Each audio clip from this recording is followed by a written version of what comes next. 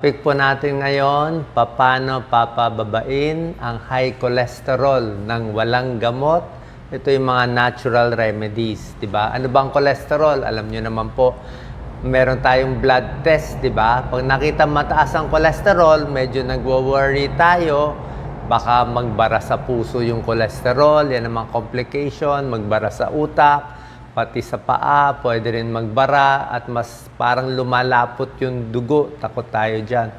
Ang cholesterol level po kasi, meron niyang mga milligrams per DL eh.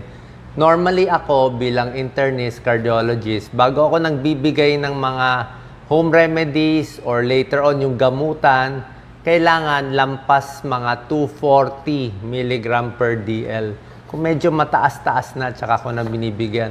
Pero kung wala pang 240, mga lampas lang konti ng 200 kasi cut off 200. Lagyan natin 205, 210 o 220 lang. Sinasabi ko, try muna natin itong natural remedies, baka makuha naman kaysa iinom agad tayo ng mga simvastatin, atorvastatin. Maganda naman yung mga gamot, pero syempre kahit anong gamot, possible may side effect. Tsaka mas maganda walang gamot kung makokontrol mo naman di ba? Lalo na kung bata ka pa, wala ka namang komplikasyon. So meron tayong 15 tips paano ibababa ang cholesterol natin. Palagay ko hindi nyo pa alam ang iba dito. Number 1, malaking tulong ang exercise. Okay? Paglalakad lang, kahit paglalakad, may pag-aaral niyan, mas naglalakad yung tao everyday, 30 minutes minimum, bababa ang blood pressure, bababa ang blood sugar, at tataas ang good cholesterol, itong HDL, at bababa ang bad cholesterol. Kahit konting lakad lang, malaking tulong na yan. Kasi gumaganda circulation natin So, lowers bad cholesterol, increase good cholesterol, lakad-lakad lang, itry nyo, i-check nyo yung blood test nyo. Number 2, magugulat kayo, sapat na tulog. Yung mga taong puyat lagi, wala pang 7 hours ang tulog, tumataas ang cholesterol nila. Nakita nila may connection. Actually, ang puyat, ang problema sa puyat, tataas yung blood sugar mo. Di ba? Mapapansin yan, yung diabetes, mas mataas pag puyat. Blood pressure mo, tataas. Di ba? Mas na-high blood ka pag puyat. Mas mabilis heart rate mo kung puyat. Mas hilo ka kung puyat. At kung puyat ka, mas marami ka nakakain. Diba? Pag marami ka nakain, tataas din cholesterol mo. Kaya exercise and good sleep, pampababa ng cholesterol. Number 3, siyempre yung sigarilyo. Diba? Bukod sa pagkain, ang sigarilyo kasi, sinisira niya yung mga ugat Yung lining ng blood vessel natin, may cholesterol na nga siya, mas namamaga pa siya, swollen and inflame yung mga ugat natin pag naninigarilyo. Bukod pa sa taas ng cancer risk, di ba? So, tigil sigarilyo, pati alak din nakakataas din ng cholesterol po yun. Number 4, pag-inom ng sapat na tubig, malaking bagay. Sasabihin mo, Doc, ano connection ng tubig sa cholesterol? Kasi ang cholesterol, ang nagmamanage ng cholesterol natin, yung atay natin, yung liver Yung liver ang nagbe-breakdown ng cholesterol, siya nagmamanage ng cholesterol. Ang tubig, kailangan ng atay natin. Para gumana yung atay natin, kailangan marami kang tubig iniinom. First time nyo lang narinig yan. Yung puso natin, para gumana ng maganda, kailangan kompleto ka sa tubig. Bakit? Pag dehydrated tayo, kahit anong bagay naman pag kulang sa tubig, ayaw umandar Mga halaman, wag mo tubigan o hindi yan bubunga. Kaya itong tinatanim ko ng mangga lagi ko nilalagyan ng tubig So kahit ano, pag walang tubig, mas kulubot ka. Walang tubig, mas nag-heart failure. Pati atay, walang tubig, hindi gumagana. Walang tubig, hindi ka makadumi, hindi ka makaihi maigi. Paano? Masyadong matigas ang dumi, masyadong madilaw ang ihi. Water, 8 to 10 glasses. Pinakamaganda. Okay? Isa pang tip, pampapayat. Sabi mo, Doc, tubig. Tatanungin ako ng pasyente, Doc, ano ba pwede kong inumin para bumaba ang cholesterol? Pwede mo inumin tubig. Doc, pwede ba mag-juice, orange juice, pineapple juice? Siyempre, hindi pwede. Sinabi na nga, kailangan natin magpapayat, mag-juice ka pa, di ba? Healthy naman yun Healthy kung hindi tayo overweight, ha? Doc, pwede ba buko? Pwede naman buko. Kaya lang matamis pa rin yung buko kahit anong gawin mo eh. 55 calories per glass of buko. Tubig na nga. Pwede bang iced tea, soft drinks, kung ano-ano pang iniinom, tubig na lang, pampapayat para bumaba cholesterol. Okay? Kung gusto nyo, tsaa o lemon water. Konti lang lemon para hindi mataas calories. Number 5, very important ha. Bababa cholesterol nyo dito sa number 5, soluble fiber. Ano ang soluble fiber? Yan ang oatmeal. Di ba? Oatmeal. Araw-araw, mag-oatmeal kayo sa umaga. 1 cup of oatmeal a day, bababa ang cholesterol mo ng 20 to 30 points. Kaya pag cholesterol mo 230 milligrams per DL, sobra ka. Mag-oatmeal ka araw-araw, bababa yan siguro hanggang mga 205 na lang bababa. So, oatmeal, may soluble fiber.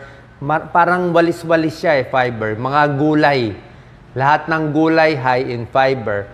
Kangkong, okra, talong, lahat ng favorite natin, mga spinach, broccoli, ampalaya, lahat yan napakaganda. High in antioxidant. So, pag maraming kangkong kinakain or spinach, di ba? Pag kumain kayo ng maraming gulay, anong mangyayari sa dumi nyo? Di ba? Ang ganda ng pagdumi nyo. Di ba? Kasi nga para siyang walis puro siyang mga fiber. Itong mga soluble fiber, pag kinain natin, mapupunta yan sa bituka natin, di ba? Kailangan sasabayan nyo rin ng maraming tubig. Hindi kayo pwede kumain ng high fiber diet ng kulang sa tubig. Yung mga brown rice, wheat bread, at itong mga gulay. Pag nakain nyo yan, inom kayo maraming tubig. So itong mga parang walis-walis na gulay na to, pupunta sa tiyan, makukuha niya yung taba ng katawan. Tunay po to. Mas nakukuha niya yung taba, natatrap niya yung fats, nalalabas niya. Maganda na pagdumi mo, good for almoranas, good for anal fissure, good for constipation, bababa pa cholesterol mo sa mga gulay at oatmeal. Yan. Mansanas, pwede rin, di ba? May yung balat. O pears, pwede rin. O munggo, pwede rin. Fibrous din yan, mga beans. So, itong mga gulay talaga, napakaganda. Bababa cholesterol mo. Huwag lang masyado mamantika. Number 6, gusto natin to, bawang. Di ba, tinuro ko sa inyo? Bawang, lutuin lang konti, isama sa pagkain, bababa ang cholesterol mo, pero a few points lang. Gaano karaming points ibababa? Iba-iba Medyo mababa lang. Siguro mga 4 points, 5 points lang ibababa sa garlic. Tapos, sa blood pressure, ibababa mga 3 points lang, konti lang. 3 millimeters mercury, konti lang. Hindi ganoon, pero may tulong na rin. Ang garlic lang, ingat lang tayo. Medyo mahapdi sa tiyan, paghilaw. Medyo nakakalabnaw ng dugo. Kung kayo ay naka-aspirin, clopidogrel, mas malalabnaw pa. Kasi talagang effective siya garlic. Gaano karaming bawang everyday? 2 hanggang 3 butil. Alam niyo yung butil na maliit, di ba? So, medyo iluto konti. Paghilaw kasi masakit sa tiyan. Huwag lang susunugin. Tapos, isama sa pagkain. Huwag yung bawang lang kakainin, sasakitan tiyan mo. So, pwede with meals, with salad, o ano. Number 7, soy product. Okay? Munggo, tokwa, tofu, soybeans, may tulong.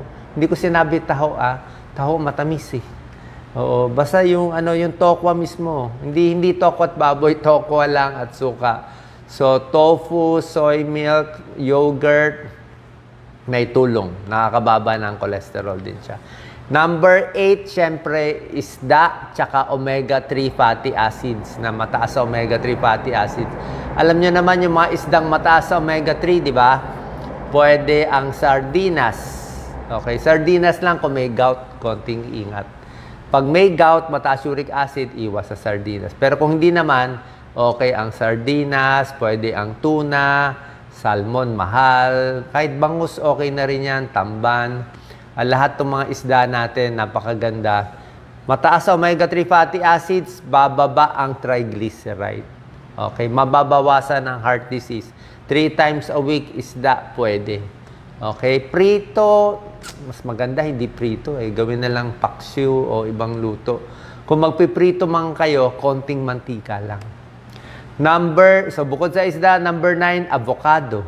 Avocados, maganda. May oleic acid, good fat siya, nakakababa ng cholesterol. Pwedeng a few slice, okay? Medyo mataas sa calories yung avocado, pero maganda rin siya sa cholesterol. Number 10, mansanas. Ang pwede lang talaga mansanas, nakakababa ng cholesterol. Pears, pwede rin, kasama yung balat. Strawberry, pwede rin. Huwag nalagyan ng maraming cream at gatas. Siyempre, ayaw natin full cream milk, di ba? Full cream milk, bawal. Mga low-fat milk lang tayo, dun lang tayo. So, konti lang.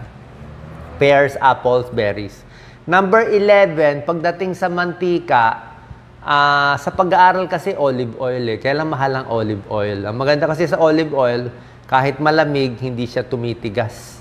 Hindi katulad ng ibang taba, talagang pag nalamigan, lagay mo sa ref, di ba tumitigas? Di ba? Lagay mo yung adobong baboy mo na niluto, lagay mo sa ref. Sebo eh. Di ba? So pag kinain mo yung adobo, ang daming mantika sa kanin, mainit, pagdating sa tiyan, baka magsebo yan. So, yan ang problema. May taba na nagsesebo. Yun yung ayaw nating saturated fat, mamaya. So, olive oil, a little better, pero mahal. Kung iba yung mantika nyo, okay lang, pero konti lang ilagay nyo. Ha? Walang unli na oil, konti lang. Number 12, tea, tsaa. Black tea, green tea, pwede. Black tea, green tea, may antioxidant, nakakababa ng cholesterol, may anti-cancer properties pa ang green tea. Ingat lang sa cream, sa honey, sa sugar. Number 13, ito kalaban natin, okay? Itong 13, 14, hindi nyo alam, ito nagpapataas ng cholesterol nyo. Okay? Number 13 is trans fat. Number 14 is saturated fat. Ano tong trans fat? Ito yung trans fat na lagi natin kinakain sa fast food. Diba? Ito yung french fries, chicken nuggets, hamburger, mga fried chicken, sa supermarket, processed food. So, lahat yan. Margarine, lahat yan. Okay? So, ginagawa to parang may industrial process, tawag nila hydrogenation, kaya nababago yung pagkain, nagiging trans fat, yung mga cookies, yung mga apple pie, di ba? Napakasarap, pero alam mong mamantika at nakakataas ng cholesterol. Pwede naman i-check eh. Di ba, ginawa na nga ito ng isang tao, yung Super Size Me, di ba? Yung Super Size Me na documentary, kumain siya ng puro fast food every day. Alam mo nangyari, nasira atay niya. Atay niya yung SGPT, SGOT niya, tumaas.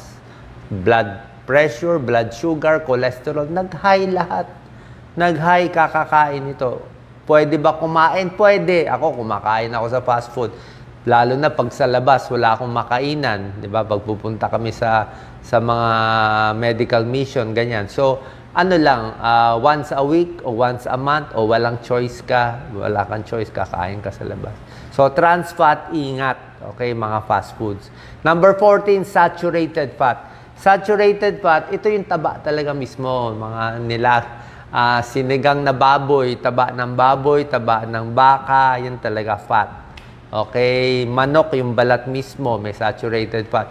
Butter, cheese, full cream milk, ice cream, yan talaga yung mga fatty foods. Okay? So, saturated fat, ibig sabihin niya, solid yung taba sa room temperature. Nakita niyo, matigas yung butter, di ba? So, yun na taba.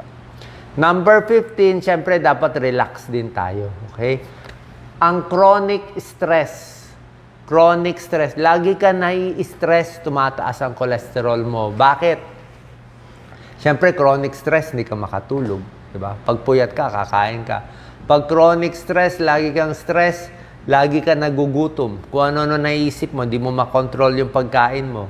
Pero mas relax, mas kalmado, mas bumababa din yung mga cholesterol, sugar, at blood pressure sa katawan.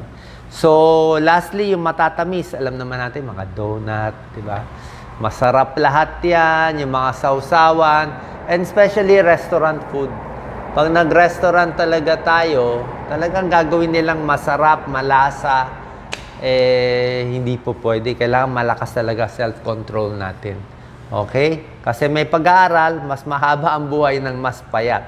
So, tubig lang, kain lang sa bahay, and lastly, tuturuan ko kayo. Ang last tip ko, very important, ano ang processed food sa unprocessed food? Okay? Unprocessed food, ito yung binigay ng Diyos sa atin. Binigay ng Diyos na food. Yun ang healthy. Processed food na hinalo-halo na natin.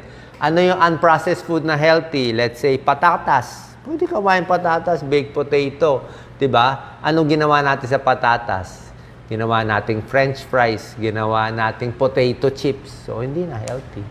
Karne. Pwede naman karne. Beef, pork. Pag karne mismo, chicken mismo, yun lang mismo kakainin mo, pwede. Pero anong ginawa natin sa chicken? Ginawang fried chicken, chicken nuggets, marami tayong binago-bago. Diba? Kaya nag-iba na siya. Yung karne, ginawa natin langgunisa, ginawa natin, pinrases natin maigi, kaya nag-iba-iba na. Kamatis, diba? Pwede ka kumain ng kamatis. Gawa ng Diyos yan. Kamatis, anong ginawa natin? Ginawang ketchup, kung ano ginawang sauce na pag-ketchup kasi maalat na. Marami ka nang na-process, naging supermarket food na. Hindi mo na makita yung itsura ng manok. Kailangan makita mo yung paan ng manok. Mas normal looking. Yun ang unprocessed. Yun ang mas healthy. Okay? Kaya nga sa prutas, mas maganda yung prutas mismo kakainin mo. Yung orange, yung dalandan, siya ang kakainin mo. Kasi pag ginawa mo ng bottled fruit juice, iba na yun. Nilagyan na ng sugar yun. Diba? Baka konti lang ang tunay na prutas, puro tubig, puro asukal na lang nilagay. So, hindi na po healthy. Okay? So, more unprocessed foods at bawas sa processed foods para bumaba ang iyong cholesterol. God bless po.